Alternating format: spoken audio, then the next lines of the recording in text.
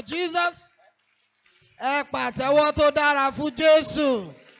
Just go ahead, clap for Jesus. Go ahead, clap for Jesus. Go ahead, clap for Jesus. Go ahead, clap for Jesus. Clap for Jesus. I want to see you clapping for Jesus. Ọlọ́run tó mú mi wà láyé ní ọjọ́ òní, tó fún mi ní ọmọ tí mo gbẹ́pọ̀ sẹ́yìn yìí, tí ò jẹ́ kí n wọnú ìjọ yìí sọkún, tí ò jẹ́ kí n wọnú ìjọ yìí gbòsè. Olúwa lọ́wọ́ ọ̀rọ̀ bàbá mi nínú Olúwa tó gbàdúrà fún bàbá tí a wá sí ìgbà, àdúrà táwọn náà mọ̀ gbà o. He's appreciating God concerning the miracle God did in her life, concerning the lady she is backing. The Lord be the glory. Ó dúpẹ́ lọ́wọ́ Ọlọ́run ní ìyá 2020 àìsàn ló fi ṣe kalẹ̀. Ó wá di ilé ìsìn, ó wá bẹ Ọlọ́run pé lọ́dún yìí òun ò fẹ́ pàrọ̀ sí. Láti January last year till this moment, Ọlọ́run lè gbé lọ sọ́dún. Èké yìí tó yà mí lẹ́nu yìí, Ọlọ́run tó bí lọ́ba. Ọlọ́run tó bí kò sẹ́ni tó dàbí Ọlọ́run. Wà á bẹ Ọlọ́run fún àṣírí níbò. Owó bẹ̀tẹ̀ tẹ́lọ̀ mi, àwọn ọmọ ti fi mi rẹ̀ sí. Owó bẹ̀tẹ̀ tẹ́lọ̀ mi, àwọn nílé ìyá, nílé bàbá, nílé àwọn ọmọ mi, olùkọ́ lọ́wọ́ náà. Baba is appreciating God for sound health, he has never visited the hospital, and for supernatural provision from God. Olúwa lọ́wọ́ Ọlọ́run àyàrá, èyí ń lọ́jọ́ ìdáyà àti àlàáfà. Nítorí àgbà ìparí ọdún kàṣe níbí ní ọdún tó kọjá ní ọdún kàárọ̀. Ìkàgbà ní ìṣòro gbàdúrà fún ọ. Wọ́n wá ní ká kúnlẹ̀, bí mo ṣe wá kúnlẹ̀ ní. Kíkúnlẹ̀ ní mo wá mọ̀ mọ́, kókó tán bá sọ mi ò gbọ́ mọ́. Pé bàtà mi ò gbọ́ tí mo kàn gbọ́ ni pé mọ̀mọ́ ńlá dáhùn dájú mọ̀mọ́ ṣe ní pátó wá dájú. Wọ́n á wá kàwọn bàbá bàbá tì í. Àgbègbè ọlọ́run ló ṣáájú ìwọ̀n gbogbo ọlọ́run. Mo wá dúpẹ́ ní ọjọ́ òní pé mo ṣe tí ò bẹ̀rẹ̀ kò sí ilé ọlọ́run nínú ọba yóò wọ́n dàbí ọ̀rọ̀ tó wá dúpẹ́ lọ́wọ́ àwọn ọlọ́run tó ṣáájú òní tó gbé mi dìde kó lè fara pọ̀ fún àwọn. Mama is appreciating God, but God saved her from sudden death. Hallelujah! Ó dúpẹ́ ní ọwọ́ Ọlọ́run níbi tí Ọlọ́run ràn mí lọ́wọ́ dé. Ní ìfẹ́ ọ̀nà pẹ́lẹ́gbọ́lé wà ló lábẹ́ èrò ní àsìkò yìí. Ṣùgbọ́n mo dúpẹ́ lọ́wọ́ Ọlọ́run pé Ọlọ́run bẹ̀rẹ̀ mi sí. Ìyẹn jẹ́ ìpèmí. Mo dúpẹ́ ní ọwọ́ Ọlọ́run fún ìrànlọ́wọ́ tó ṣe fún ìjọ wa. Ìjọ wa ṣe pọ́ńtà òkú. Mo dúpẹ́ ní ọwọ́ Ọlọ́run pé Ọlọ́run mú ẹ̀gàn ìjọ yẹn kúrò. Ìdàgbàsókè dé bá ìjọ yẹn. Àdúgbò ní ọwọ́ Ọlọ́run gbogbo àwọn tí ó sáko lọ. Àdúgbò ní ọwọ́ Ọlọ́run pé Ọlọ́run pè wọ́n padà. Ìkẹyìn náà sì ń bá a ní ojoojúmọ́. Ọpẹ́ ni fún Ọlọ́run, èyí fún Jésù. Àdúgbò ní ọwọ́ Ọlọ́run àsìkò ọmọdé bẹ́ẹ̀ ni àsìkò àgbà. Àdúgbò ní ọwọ́ Ọlọ́run pé ìyàwó ṣẹlẹ̀. Àsìkò ìrànlọ́wọ́ Ọlọ́run, àwọn ní Ọlọ́run gbà. Ògo ni fún Ọlọ́run, òdúpẹ́ ní ọwọ́ Ọlọ́run. Baba is appreciating God for the gift of life and for the testimony recorded in their church, the God's church of God. Hallelujah. Dúpẹ́ lọ́wọ́ Ọlọ́run. Mo ń kẹ́kọ̀ọ́ Ọlọ́run lórí ọ̀nà mi. Ìbọn dáàbò ti wá. Mo kẹ́ ìbọn tó ti wá nínú ọkàn olówó ẹgbẹ́ èdè sí ọ̀nà fún sísà kò ṣeé ṣe. Mo ti á gbàgbọ́ àsọ́lọ́run. Gbogbo àlùfáàdà ọ̀dọ́ náà ló bẹ̀rẹ̀ bá mọ gbàdúrà. Èébù síwájú Ọlọ́run. À ń ṣe ìdílé nínú lórúkọ Jésù á dúpẹ́ nínú ọdún rẹ̀. Máa ń tó ọgbẹ́ lọ níṣẹ́ ìdílé máa. Ẹ kí lè wá mílíọ̀nù ká. Ní èbó lè ní jẹ́ mílíọ̀nù. Òun kì í jà lò ó rà á lórí sẹ́ẹ̀tì lọ́sì. Ó ní kí ti mílíọ̀nù. Ní èmi kọ́kọ́ mẹ́ta kọ́kọ́. Bẹ́ẹ̀ni Ọlọ́run òdúpẹ́ òdúpẹ́. Ọlọ́run á gbogbo. Mo gbogbo ṣọ́ọ̀ṣì ọba ń yún níbẹ̀. Wọ́n ń yún bẹ́ẹ̀ kọ́kọ́ gbàdúrà. Èmi náà wọ̀n gbàdúrà ní ṣọ́ọ̀ṣì. Ọlọ́run á ṣèyanu ibi tó ń mú ó wá kúrò pátápátá. Ó wá ń jẹ ó kéde. Mama is appreciating God. Mama is appreciating God for supernatural gifts, for the Lord. Last year March, Dr. Minowa ní ilé ìfẹ́. Wọ́n bẹ̀ ló wọ́n ní ká bá mi ní àdúrà. Yóò fẹ́ yẹ Ọlọ́run kó fàyè gbà ní ilé ìfẹ́. Àtúntì September last year, àbúrò rẹ̀ wá pè wá. Pé ẹ̀gbọ́n wọn bá wa sọ̀rọ̀ lágbo méjì o. Pé ká máa ká jẹ́ kí fóònù àwọn wà pọ̀. Ó sì fi aago méjì ló wá pè. Ó ní pé òun ti wà ní tọ́kì. Òun ní orílẹ̀-èdè Spain ló ti wà níbẹ̀ báyìí. Pé Ọlọ́run ti fàyè gbà lórílẹ̀-èdè. Hallelujah. Baba is sending over to one of the children travel abroad miraculously. Glory be to God. Mo dúpẹ́ lọ́wọ́ Ọlọ́run fún kí n bẹ̀rẹ̀ ẹ̀kọ́ ọdún lẹ́yìn orí ayọ̀ àti àlàáfíà. Ó tilẹ̀ jẹ́ pé èṣù tó pé kí n má lè parí. Òwò tó pé kí n pé mo bẹ̀rẹ̀ láyọ̀ sì parí láyọ̀ láti olúwa. Our sister is appreciating God because God assisted her to go through her Christian life successfully. Bàbá mi ti hallelujah. Hallelujah. Ọlọ́run jẹ́nẹ́sì, Ọlọ́run dáadáa. Olùpẹ́ ó dá mi sí òdòdó. Láti oṣù kẹjọ ọdún tó kọjá, Sátánì ìfẹ́ kó òdòdó. Wọ́n mú bá débi máa ń wọ náà. Mi ò lọ ní ẹlẹ́wọ̀n mi ò sì lọ lé wò ní èdè. Mi ò lọ lé onífàwọn. Báyé pé ìwọ ni mò ń sìn. Ìgbà mi ò. Olùpẹ́ lọ́wọ́ náà yóò jẹ́ pé ọmọ mi kò láyé omi mi wà láyé. Mama is appreciating God for God has kept her alive despite all odds in this hour. To God be the glory. Praise the Lord. Mo dúpẹ́ lọ́wọ́ Ọlọ́run nígbà sí ẹ̀ káàdì mẹ́ta lè lè má gbà. Ètò túmọ̀ sí pé ẹ̀bí àdúrà méjìlélógún ló gbé síwájú Ọlọ́run. Pẹ̀lú orí ọ̀fẹ́ Ọlọ́run ó yẹ àwọn káàdì náà wò. Orí Ọlọ́run ti dá mẹ́tàlélógún nínú ẹ̀. Ayọ̀ mo ṣe lókè ọ̀sẹ̀ tí Ọlọ́run máa gbọ́ ẹ̀kọ́ lóògbé ní ọ̀sẹ̀. Yeah, another greeting card instead of one last year. She wrote all the prayer requests, and out of all that she wrote, only one is left to be fulfilled to the glory of God. Praise the Lord. Dúpẹ́ lọ́wọ́ Ọlọ́run àlàyé pé Ọlọ́run àlàyé tẹ̀lé síwájú. Kókó àdúrà mẹ́fà ní ọdún kọjá. Ọlọ́run sì gbọ́ mọ́ra. Ó sì gbé ètò ìgbé ọ̀rọ̀ tó kù. Ọlọ́run tó dáa. Okay, our Father and the Lord also wrote prayer requests, and God has answered it miraculously. Everyone has believed God is going to do it. Hallelujah. Lọ́dún tó kọjá mo kọ ẹ̀dì àdúrà mẹ́fà. Ìgbà tí bàbá kan fún pé màá jẹ́ mi, mo wá dúkùú mọ́ ara wa ìgbà tí mo kọ. Wọ́n á rí pé nínú mẹ́fẹ̀ẹ̀fà tí mo kọ ọgọ́rùn-ún ti dá márùn-ún bẹ́ẹ̀. Ó pè é pé mo kọ́ pé àwọn fámìlì tẹ̀síwẹ́lì 2020 kí wọ́n bímọ ní 2021 at the glory of God.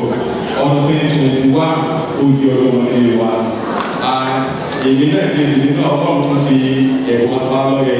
Oṣù wọn náà ní testimony because àwọn ọ̀gá tí a là kọjá nígbà tí wọ́n nílò lọ́wọ́ Ọlọ́run ló gba ìṣàkóso, Ọlọ́run ló gba ògo ìdí ọpẹ́ ìdílé. Our Father and the Lord also appreciating God those 6 prayer points. God answered 5 remaining 1, and I believe God is going to answer that one also. In Jesus' name. Okay, hallelujah. Hallelujah. Kókó ẹ̀jẹ̀ àdúrà mẹ́fà. A dúpẹ́ lọ́wọ́ Ọlọ́run fún mi lórí pé òdodo àdúrà sì ní pàápàá ní agboolé wa pàápàá. Lórí pé àwọn kò sọ lọ́dún tó ti pẹ́ tó sì gbé ogun dìde Ọlọ́run bá mi sá. Èdè tí mo ti wá kọ ní pé ó wá kọ síbẹ̀ pé tọ́ Ọlọ́run ó wá pèsè ẹ̀fún mi. Sọ́dílé tàlẹ́ ìgbà pè mí pé òun ra ẹgbẹ́ nígbà wá pè wá wò. Mo sì débẹ̀ ó wá jẹ́ 3 plot. Tó ló ló ti sọ bẹ́ẹ̀ ó sì kó fún mi. Ó jẹ́ ìyàlẹ́nu fún mi. Ẹ bá mi dúpẹ́ lọ́wọ́ Ọlọ́run tó àdúrà bẹ́ẹ̀ fún mi. Ó sì kọ́ síbẹ̀ pé kí Ọlọ́run kó bá mi máa san owó léwu àwọn ọmọ. Conveniently Ọlọ́run sọ Ọlọ́run sì ṣe ìyanu. Ó gbàgbà pé kí Ọlọ́run kó máa bá àgbà àti àbọ̀ mímọ́. Bẹ́ẹ̀ náà ni Ọlọ́run sì ṣe fún mi. Èyí tó kú wáyé àbúrẹ̀ pé ó gbàgbà pé kí Ọlọ́run kó ti sẹ́rẹ̀ lẹ́yìn.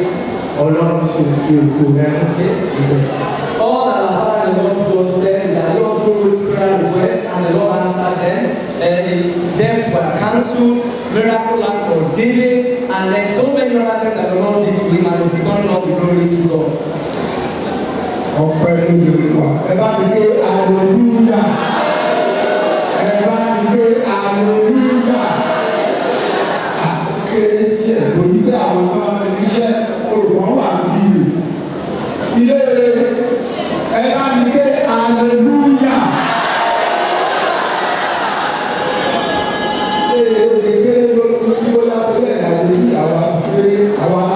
àsìkò wọn kù nítorí pé òwe àti ìdẹ́rù ṣùgbọ́n wọ́n lè tó wà lẹ́nu àgbègbè ìgbà tíṣẹ́ lọ́wọ́ máa parí pátápátá ṣùgbọ́n mo mọ̀ ọ́n tó ti bẹ̀rẹ̀ iṣẹ́ rẹ̀ yóò parí ẹ̀ dáná. Chọ́ọ̀chì tuntun tí ọlọ́run ní kí a ṣe tú bàbá wa tó fi gbé jáde rìtáyà ẹ̀rẹ́gbù bàbá fẹ́ẹ̀ nígbà tó sọ fún wa nínú ìjọ ẹ̀rú bá wa nítorí pé àwọn iye àwọn èèyàn dáadẹ́ àti 1 minute àti 1 minute 1 minute. Alright. So lédè kúrú èèyàn tó ṣẹlẹ̀ nígbà yìí wípé bàbá ẹgbẹ́ sọ kí nǹkan tó fẹ́ tó jáde ní òní sí nínú ẹgbẹ́ kò ṣe é ṣe ẹ̀yin náà sọ bẹ́ẹ̀ ọlọ́run ti bàdé pé àti ẹ̀ ti ṣe lílo rẹ̀ pẹ̀lú ayọ́nù rẹ̀ kákan wà á fi máàlù sí lórí ìdánlókù mẹ́sìn lẹ́yìn àti ti kalẹ̀ lórí wá ṣiṣẹ́ rẹ̀. Àwọn ìfowópamọ́ yìí tẹ̀lé ọ̀fẹ́ ká sí ilé tó máa ń wáyé ilé ìwé wà. Hallelujah! Ẹ jẹ́ ká lọ síwájú pẹpẹ, bàbá tó sọ̀rọ̀ máa gbàgbọ́ láti wá.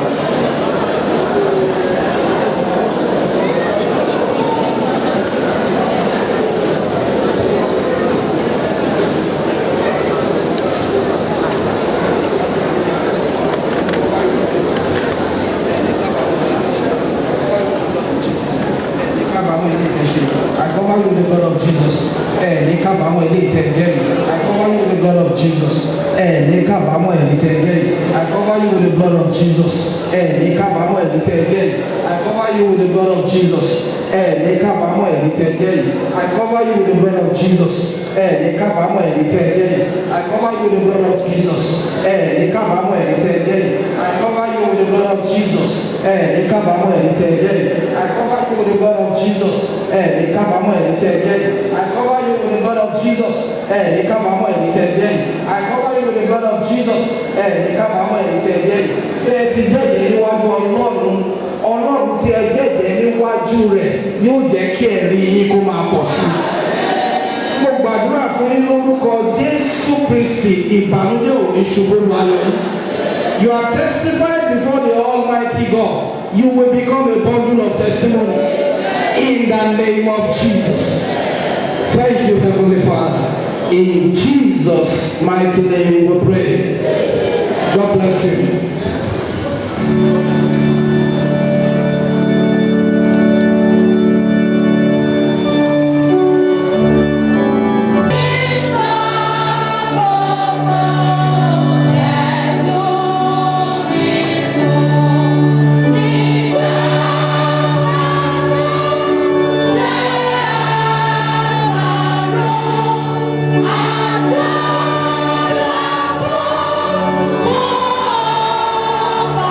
Be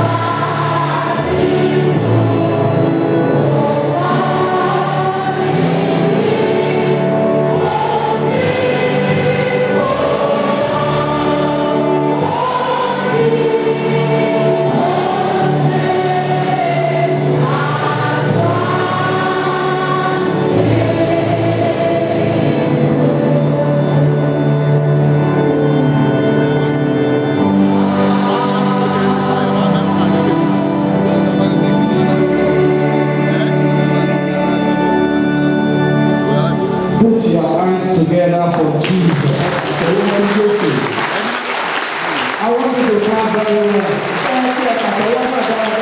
Put your hands together for Jesus. Today is going to be the beginning of a new thing in your life. We have not come to stand before any man. Honestly, we are not standing before any man. There is no single man that can make all of us happy. No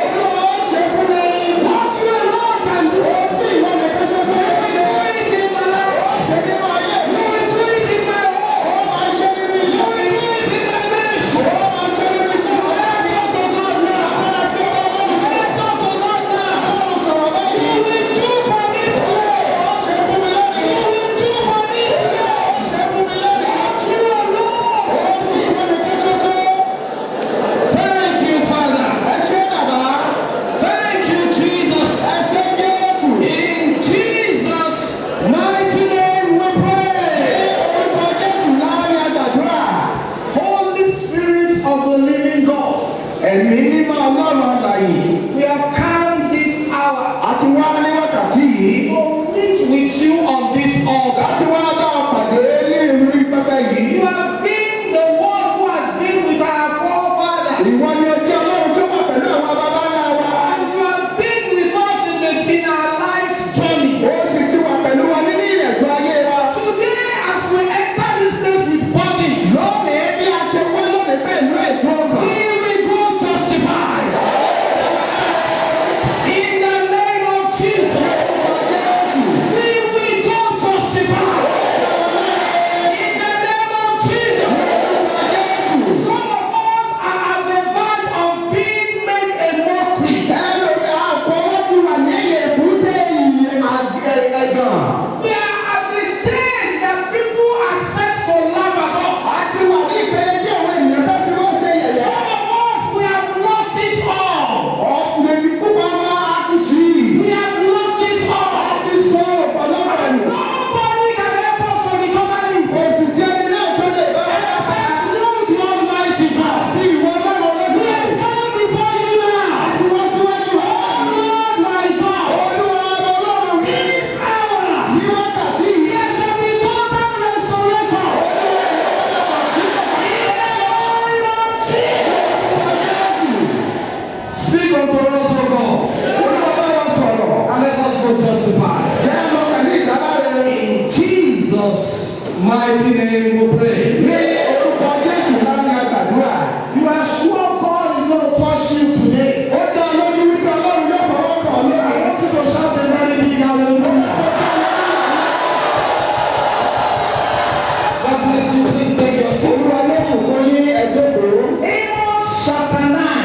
ámọ́sì orí ìkẹsàn-án. Amos chapter 9 ámọ́sì orí ìkẹsàn-án. and verse 11. ẹsẹ̀ ìkọkànlá. Amos chapter 9 ámọ́sì orí ìkẹsàn-án. and verse 11. ẹsẹ̀ ìkọkànlá. In that day ní ọjọ́ náà. will I raise up the tabernacle of David that is fallen. Yes.